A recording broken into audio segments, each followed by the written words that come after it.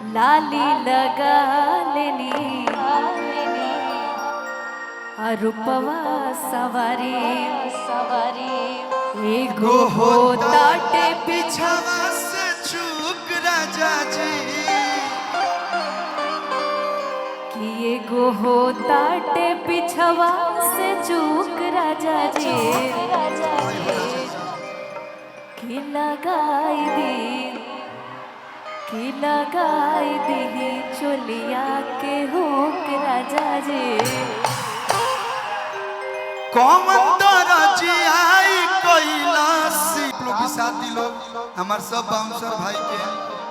bullet भाई के पूरा ग्रुप लागल बा तो पीछे हो जा लो काहे नाम हंसवा उधर लो तन पीछे हो जा लो और ट्रस्ट और साउंड के ऊपर से आप लोग हट जाए लो पर्दा फाड़ दिया लो भैया जे भी खड़ा बा उजा तार बा तरुआ लोग उतर जाए लोग अच्छा रही आप लोग खातिर अरे कार्यक्रम अभी बहुत देर तक चली है अभी सोना सिंह जी बानी महाराज अभी सोना सिंह गए हैं 1-2 घंटा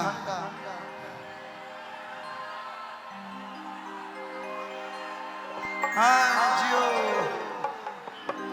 लव यू हाँ गाई बोली कि किसिया भी झार लेनी आप पहन लेनी साड़ी अच्छा लाली लगा लेनी रूपवा सवारी एगो हो ताटे पिछवा से चूक राजा जी कि एगो हो ताटे पिछवा से चूक राजा जी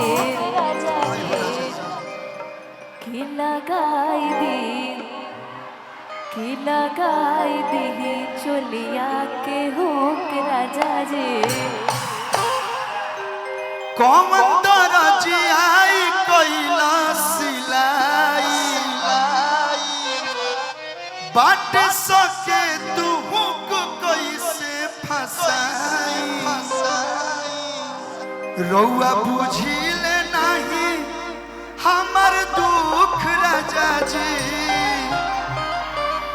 हेनियो राजा जी लोग वालो कि रउआ बुझिले नहीं हमर दुख राजा जी त लगाई दी चोलिया के हुक राजा जी चोलिया के हुक राजा जी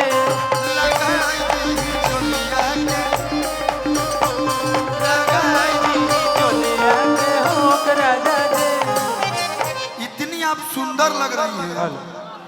आपको काजल ओजल लगा के आना चाहिए था ना भैया हम काजल लगा दी कि पतरा देखी जतरा बनाइलिए राजा जी कि पतरा देखी जतरा बनाइलिए राजा जी तो काजरा कमर में लगाई दिए राजा जी काजरा कमर में लगाई दिए राजा जी ये हमारा नया गाना आइल बा आदि शक्ति फिल्म से ते गाना पे डांस हो जाए भैया हो जाए हो